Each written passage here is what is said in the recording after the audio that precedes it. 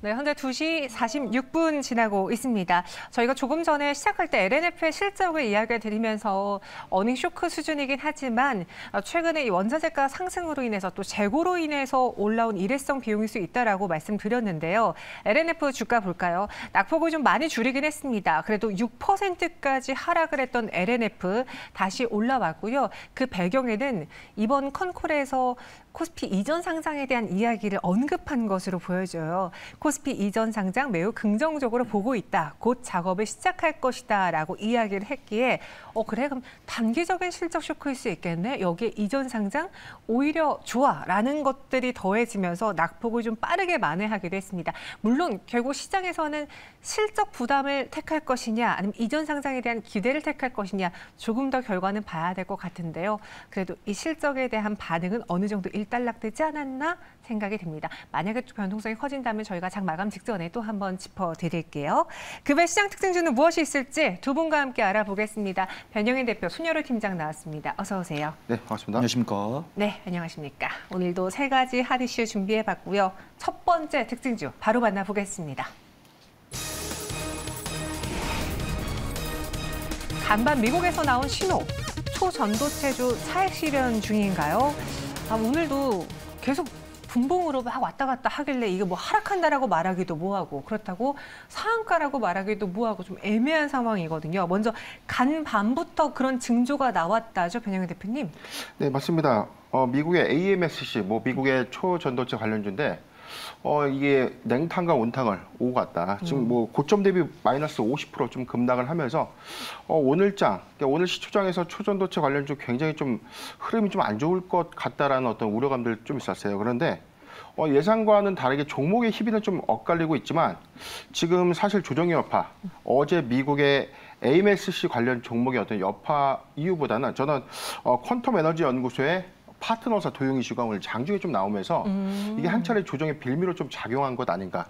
그래서 이게 수급 측면에서는 강한 수급에서 상한가를 안착했던 종목들이 일부 상한가가 좀 풀리면서 좀 저점을 하회하게 됐지만 지금 상당히 좀 올라온 종목도 있고 아직 회복이 좀 더딘 종목들로 좀 분산되고 있는데 당분간은 이 기조가 좀 이어지지 않겠나 전망을 하고 있습니다. 네.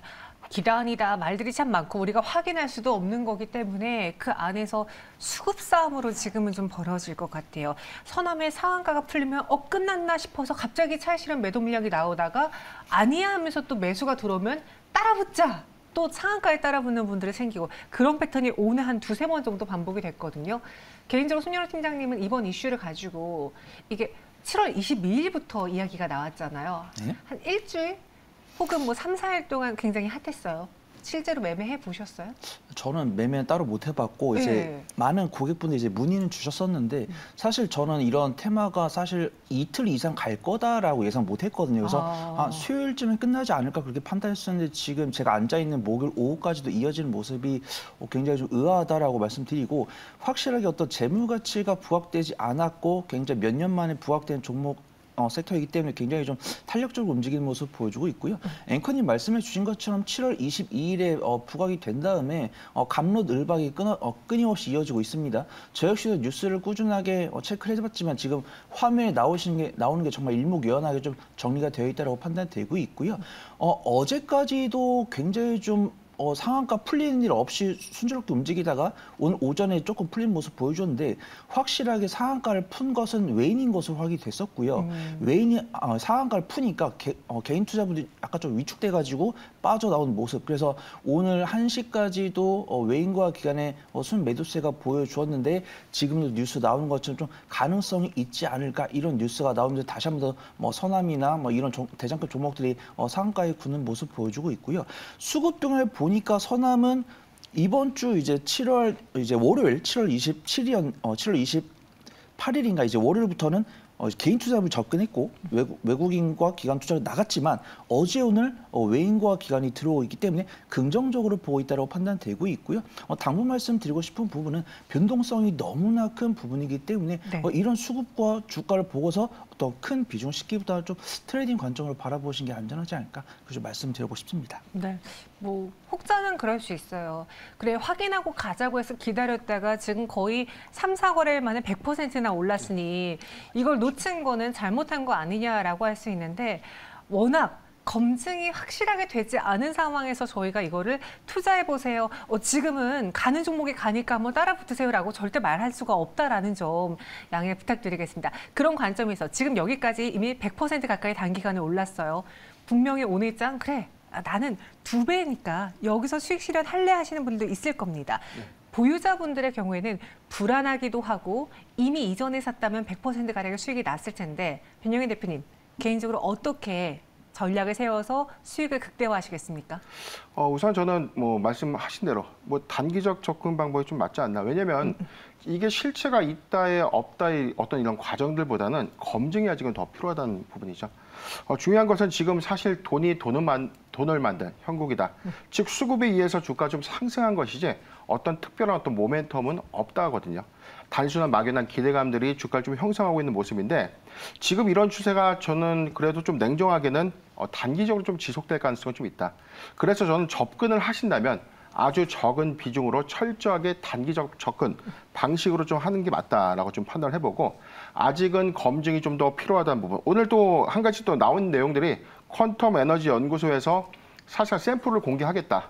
자, 이 이슈가 한 번 더 부각이 되면 한 차례 이 전도체 관련 종목들이 다시금 좀 한번 시세를 좀 낼 수 있지 않을까 전망을 해봤습니다. 네, 그래도 또 저희 시청자분 중에 한 분은 그래도 놓친 것은 잘못했다고 생각합니다라고 쓴소리 주셨는데 맞아요. 뭐 저희도 빠르게 이거를 딱 판단이 섰으면 참 좋았을 텐데 단기 트레이딩적인 면에서 미리 말씀드리지 두 분이 아니에요. 제가 예전에 다른 패널 분과 이야기했을 때 그때 매수해보세요라고 말씀드리지 못했던 건 너무나 아쉽고 좀 죄송스럽게 생각을 합니다. 하지만 현재 다시 점검을 해봤을 때는 이미 가격이 어느 정도 올라왔기 때문에 단기 트레이딩 관점에서 한다면 소액만 해보는 게 좋겠다라는 거고 팀장님 보니까 또 생각보다 초전도체 관련주가 시장에 이렇게 많은지 몰랐어요. 뭐 지분하고 연결된 데도 있고 관련해서 예전에 뭐 기술 연구를 하는 기업도 있고 아니면 뭐 핵과 관련된 구리와 관련된 아연과 관련된 종목들이 다 지금 꼽히고 있거든요. 좀 선별해서 관심주를 골라보자면 뭐가 있을까요? 네, 확실하게 좀 지분 관계나 뭐 연구 이력 이런 부분들이 확실히 변동성이 큰 것이다라고 판단되고 있고요. 네. 나는 손절을 할 수 있어, 나는 뭐 분봉을 보면서 매매를 할 수 있어 이런 성향의 분들이라고 한다면 확실하게 좀 그런 지분 관계 있는 변동성 강한 섹터를 좀 보시는 게 좋을 거다라고 판단되고 있고 어떤 제가 드리는 말씀이 굉장히 결과론적으로 들리겠지만 어떤 서남이 대장급의 위치를 보유하고 있고 수급 등을 봤을 때 상한가 묶여 있고 매수장 70만 주고 외국인과 기관의 수입 매수가 확인되고 있기 때문에 이 단기적인 움직임은 지속될 것이다. 그렇게 보고 있습니다. 하지만 서남은 지금 매수를 하고 싶어도 할 수가 없고 지분 관련 종목들은 정말 내가 열심히 검색을 하지 않는 이상은 찾아볼 수가 없는데 그렇다고 하면 조금 둥글둥글하게 실적이 나오고 있으면서도 관련 업무를 영위하고 있는 종목들이 상대적으로 안전할 수 있다라고 판단되고 있고요. 제가 관심주로만 말씀을 드리는 것이 강하게 말씀드리지 못한 이유가 대장으로만 외국인과 기관의 수급이 모이고 있고 나머지 종목들은 개인 투자 위주로 접근을 하고 있기 때문에 조금 제가 말씀드리고 나서 상승하지 않을 가능성이 있다. 하지만 손절은 할 가능성이 낮은 종목을 갖고 왔다. 그래서 뭐 티플렉스나 노바텍이나 뭐 대보 마그네틱이나 다원시스 이런 종목들이 기술적 위치가 안전하고 유감스럽게도 외인과 기관이 접근을 하고 있지 않지만 뭐 페라이트 마그네틱이랑 뭐 핵융합, 에너지원 이런 실질적인 업무를 영위를 하고 있기 때문에 이런 초전도체 이슈가 사라지고 대장이 막 마이너스 30% 가더라도 이 제가 말씀드린 종목들은 비중 관리를 통해서 얼마든지 빠져나갈 수 있는 종목이다. 그 좀 소개를 드리도록 하겠습니다. 네, 티플렉스, 노바텍, 대보 마그네틱 관심주로 전해드렸습니다. 오늘 이 초전도체주로 핫한 서남, 덕성은 저희가 언급하지 않겠습니다. 현 구간에서 더 간다 하더라도 저희 매수 의견은 못 드릴 것 같아요. 그냥 관심주 안으로 둬야 될 것들 그리고 뉴스까지만 확인해 봤고요. 이어서 두 번째 실시간 특징주 만나보겠습니다. 단순 수급 이동일까요? 이수페타시스 연일 급락하고 있습니다. 조금 전에 한다위 덕분에 시간에 했던 그 왕중의 왕 한미반도체도 지금은 낙폭을 줄이긴 했지만 어제에도 급락을 했었어요. 그러니까 전일에 이어 반도체주들이 좀 내리고 있는데 이거를 단순히 수급의 이동 논리로 봐야 돼요. 아니면은 더 이상 반도체주 나올 이벤트, 모멘텀이 없어라고 해서 쉬어가는 조정의 시작이에요. 뭡니까?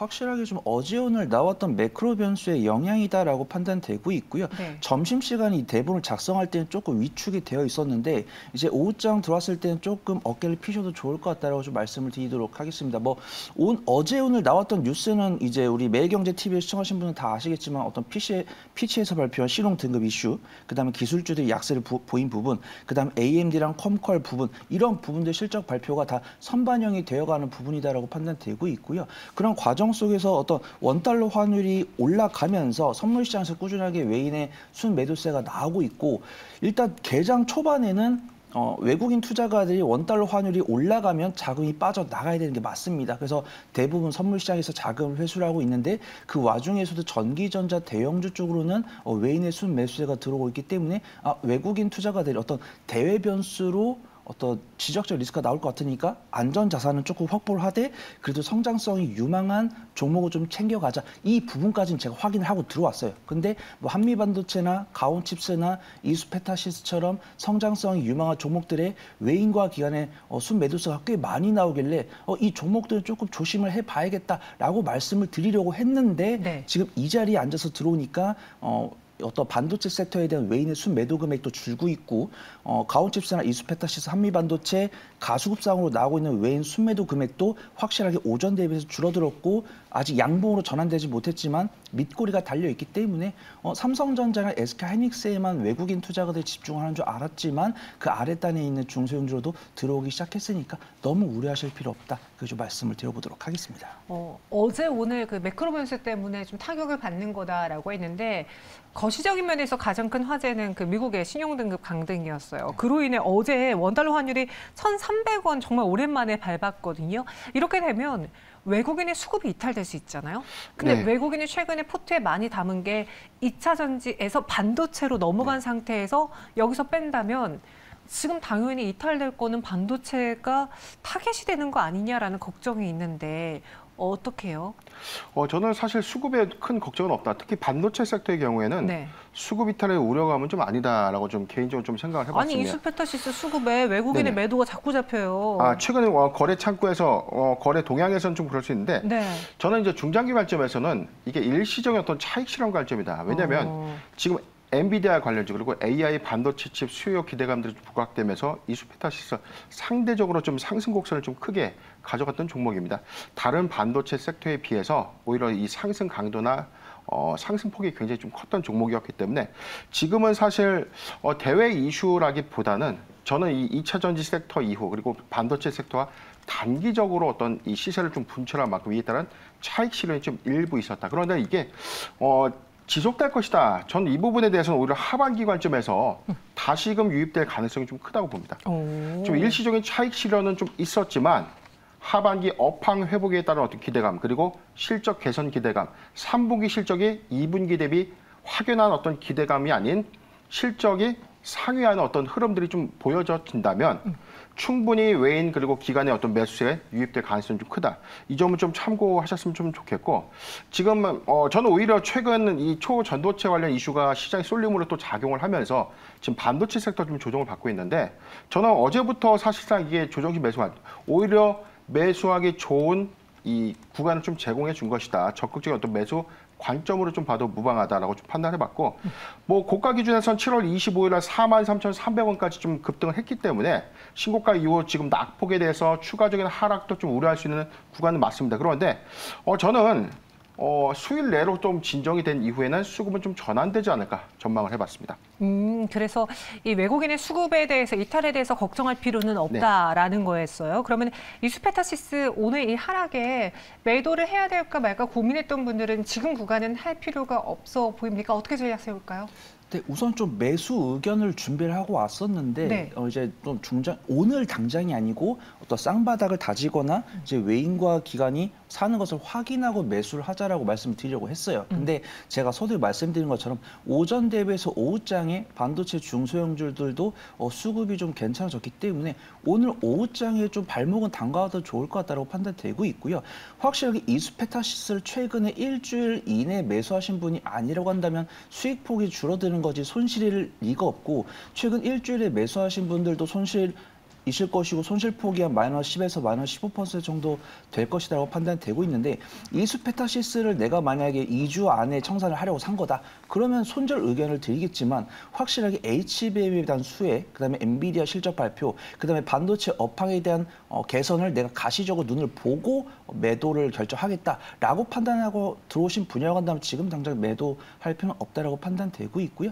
서두에 말씀드린 것처럼 확실하게 수급이 가시화됐으니까 발목을 담그신 다음에 쌍바닥 확인하신 다음에 본비중 맞추시고 뭐 2, 4분기, 3, 4분기 실적 발표 시점까지 끌고 가시면 좋을 것 같습니다. 네, 저희 시청자분 중에 한 분은요.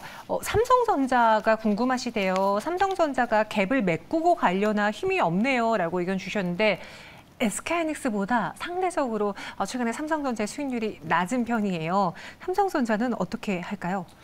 지난 시간에도 한번 말씀을 드렸었는데 네. 단기적 관점에서는 SK하이닉스에 좀 더 주목이 좀 되겠지만 중장기 관점에서는 삼성전자 좀 호흡을 길게 보자. 올해 연말 3분기, 4분기까지는 아니더라도 2024년도 상반기 기조에서는 뭐 삼성전자 충분히 좀 관심 갖고 우리가 지금부터 모아가도 괜찮다라고 좀 판단을 해봤어요. 지금 7만 원 좀 이탈돼서 68,900원 흐름 이어가고 있는데 저는 오히려 강조드리고 싶습니다. 이럴 때 반도체 섹터 좀 과감하게 매수해도 좋다입니다. 이미 바닥은 2분기에 확인을 했고 3분기 실적 개선 여부만 한 번 더 체크된다면 업황 회복 기대감 그리고 고프리미엄 반도체 출시 기대감들이 2024년도 상반기를 기점으로 봤을 때 저는 충분히 주가 좀 반영될 것이다라고 전망하고 있습니다. 네, 알겠습니다. 삼성전자까지 이수페타시스 같이 봤고요. 오늘 또 바이오 같아잖아요. 그래서 준비해봤습니다. 세 번째 만나보시죠.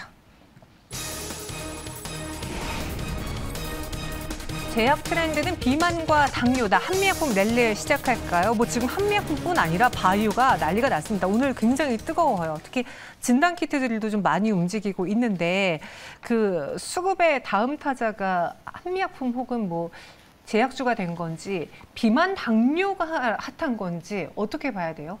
네, 확실하게 이런 상황이 오늘 처음 나온 것은 아니고 한 2번 정도 있었어요. 근데 이런 것들이 지속될 것인가에 대한 의문이 있었는데 그때마다 조금씩 매크로 변수가 나오면서 외국인과 기관이 조금 등을 돌렸던 부분이고 저번 주에 이제 삼성 바이오직스 말씀을 드리면서 그날 이후로도 여전히 좀 수급이 좀 개선되는 부분이고 비만 당뇨약 치료제 관련해서는 펩트론이 좋은 모습을 보여줬기 때문에 좀 투심 개선에 많은 영향을 줬다 그렇게 좀 말씀을 드리고 있고요. 일단은 어떤 제약 바이오 자체 모멘텀도 있지만 코로나19 확진자 수의 증가가 조금 단기적인 모멘텀을 줬다라고 판단을 하고 있습니다. 그리고 어떤 최근에 좀 셀트리온이 조금 힘들었지만 다행히도 PBM과의 공보험 선호의약품 등재 계약을 맞이하면서 확실하게 제약 바이오 관련해서는 더 이상 나올 악재가 없는 것 같다. 어떤 실적이 1, 4분기부터 이미 나왔고 투자자분들의 투심이 개선되기만을 기다렸었는데 어떤 더 이상 실적 악화 나오지 않고 오히려 실적이 개선되는 부분, 그다음에 단기적인 투심을 개선시킬 수 있는 확진자 수 증가, 그다음에 어떤 이런 피치에 따른 신용 강등에 따라서 제롬 파월 연준 의장이 이제 다음 FOMC에서 금리 동결을 외칠 가능성이 조금씩 높아지고 있다고 합니다. 그래서 확실하게 어떤 제약 바이오 기업들의 자금 조달이 조금 덜 어려워진다는 투심이 반영된다고 하면은 조금 더 단기적인 저항권을 돌파할 수 있는 그런 수급이 나오지 않을까 좀 판단을 해보도록 하겠습니다. 네, 더 이상 나올 악재는 좀 없어 보인다라고 했는데 저희 시청자분 중에 한 분, 살려주의 손님이 이렇게 글을 올려주셨습니다. 외인과 기관이 바이오를 올리는데 손이 안 나가네요. 지금 바이오 제일 믿음이 안 가는 건 개인 투자자분들인 것 같아요. 네. 왜냐하면 개인 투자자분들이 몇 년 전에 그 코로나 때 열풍 때 그때 지금 처분하지 못한 제약 바이오도 한가득이고요. 그렇죠. 과대납폭이라고 해서 최근에 또 샀다가 올라가다 말아버려서 또 그때 또 손실권인 것도 한가득이에요. 그런 상황에서 최근 뭐 실적 때문에 움직인 종목이 있고요. 뭐 기술 수출 기대 때문에 움직인 종목이 있고 하나씩 좀 꿈틀꿈틀거리는데 눈에 띄는 종목들 어떤 것들이 있었는지요? 특징을 좀 보자면요. 최근 뭐 기조를 좀 보면 뭐 단연 삼성 바이오로직스 2분기 사상 최대 실적 기조를 좀 달성했던 삼성 바이오로직스가 좀 있었고 네. 저는 최근에 뭐 이 미국의 이 암 정복 프로젝트죠. 캔서 문샷에 참여한다는 소식을 좀 전해왔던 젠큐릭스도 좀 관심 있게 좀 봤었습니다. 개별주 관점에서는 지금 뭐 신약 파이프라인의 어떤 이 출시 기대감 그리고 이에 따른 어떤 임상 효용성을 좀 입증하는 어떤 기대감 또 가장 최근에는 뭐 비만 치료제 전임상 단계에서 큰 성공을 거뒀다. 유효성을 좀 확인했다라고 좀 발표를 했던 인벤티지를 지금은 뭐 대형주, 소형주 관점에서는 옥석 가리기, 즉 개별주 관점에서의 어떤 이 단기 이슈가 부각되면서 한 차례 좀 시세는 좀 좋지만 전반적인 지금 이 바이오 섹터의 어떤 회복은 좀 매우 더딘 편이다. 오늘 상승폭은 사실상 이 코로나19 진단키트 관련주, 코로나19 관련주들이 간만에 좀 시세를 좀 내고 있는데 저는 이게 단기적인 어떤 시세가 지속될 것이다라는 부분에 좀 회의감이 좀 있거든요. 그렇기 때문에 단기적 관점에서의 어떤 테마 부각은 좀 있겠지만 이 바이오 섹터는 아직은 조금 더 시간이 좀 필요하지 않겠나. 저는 항상 그렇게 좀 생각하고 있습니다. 제가 표정 순간 네. 아직도 더 필요하다고요? 라는 표정을 지어서 살짝 당황하신 것 같은데 변영애 대표님은 조금 더 시간이 필요할 것 같다라고 했고 손여루 팀장은 어떻게 보는지 또 지금 비만과 당뇨 치료제 시장이 점점 커지고 있고 이건 비단 국내 시장뿐 아니라 해외에서 더 많이 열려 있거든요. 돈 벌 수 있는 그 시장이 크거든요. 그 시장이 얼마나 커질 수 있는지 한미약품이 그 안에서 갖고 있는 강점이 무엇입니까? 네, 우선 한미약품이 이제 GLP라고 해가지고 글루카곤 유사 펩티드를 주성분으로 한 당뇨 치료제를 한국인 특화 치료제를 개발을 한다고 하고 있는데 이런 부분이 그냥 얘네가 이런 신약을 개발했구나 이런 부분이 아니고 과거 이력이 있어서 신속하게 그런 것들이 실적이 빠르게 반영될 수 있다라는 기대감을 조금 투자분들이 긍정적으로 좀 판단을 하고 있는 것 같고요.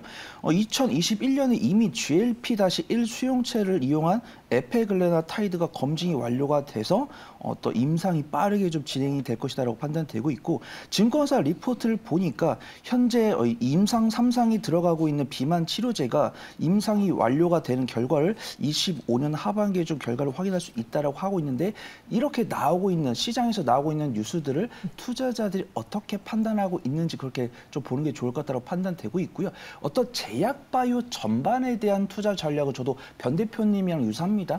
기술적 위치가 좋고 네. 제약 바이오라고 하면은 2차 전지 이전의 성장 섹터였기 때문에 네. 멀티플 몇 배를 줘도 된다라고 말씀드리겠지만 우리가 그런 멀티플을 믿고 임상을 진행을 하면은 임상이 될 거야 이렇게 믿고 했지만 임상 3상에서 미끄러지다 보니까 이제 투심이 많이 악화됐고 누누이 말씀드리지만 실적이 나오는 제약 바이오 투자를 해도 된다라고 말씀드리는 이 종목들이 업종 대비 2분의 1가량, 3분의 1가량 저평가 매도를 갖고 있기 때문에 네. 멀티플을 줘도 이상할 것이 없는 성장주가 저평가 매도다. 근데 이 종목이 움직이지 않는 이유는 그만큼 투심이 악화됐다는 부분이고 모든 제약바이오 기업이 다 움직이진 않지만 우리가 알만한 종목들 움직이고 있고 단기적인 고점이 돌파를 해야지만 좀 개인 투자분들이 어떤 시세를 봐야지만 좀 접근하는 부분이 있기 때문에 외인과 기관이 접근을 하고 있고 단기적인 변동성을 보여주고 있고 어떤 실적 가시화가 될 수 있는 종목들은 그래도 좀 긍정적인 매매를 해봐도 좋을 것 같다. 그렇게 좀 말씀을 드려보도록 하겠습니다. 두 분 오늘 저와 의견이 다르네요. 저는 오늘로서 좀 제약바이오주에 확신이 좀 생겼는데 네. 두 분은 조금 더 시간이 필요하다라고 하니 아니 뭐 악재 나올 거 다 나왔다고 하셨잖아요. 그리고 저는 좀 정정하겠습니다. 전체라기보다는 네. 옥석 가리기. 옥석 가리기. 네, 그렇죠. 개별 테마에서도 저는 네. 비만 치료제 시장은 굉장히 좋다고 봅니다. 왜냐하면 2025년도 삭센다이 보호 조치가 만료가 되면 네. 즉 복제약으로 시판할 수 있는 바이오시밀러가 가능하거든요. 네. 지금 시장 점유율 1위가 삭센다입니다. 이 약이 지금 현재 이 스타트업 기업들을 중심으로 해서 이미 복제약 연구 개발이 3년 전부터 좀 가시화되고 있었고 이게 본격적인 이 바이오시밀러화 된다면 2025년도를 만료 기점으로 2026년 시장 공략을 기점으로 지금부터 개발되고 있는 이 신약이기 때문에 이게 상업화 관점에서는 좀 굉장히 긍정적인 요인으로 좀 작용한다. 우리가 막연한 뭐 항암제라든지 염증 치료제 이런 것들은 임상의 유효성을 좀 입증하기 굉장히 어렵다. 이 점을 참고하셨으면 좋겠습니다. 그럼 그런 옥석 가리기가 필요하다라고 하면서 비만 쪽 좋게 보셨고요. 네. 또 관심주로 볼 수 있는 게 뭐가 있을까요, 대표님? 예, 그래서 저는 선정을 좀 해봤는데 최근에 이 전임상 단계에서 이 유효성을 좀 입증했던 인벤티지랩을 좀 준비해봤습니다.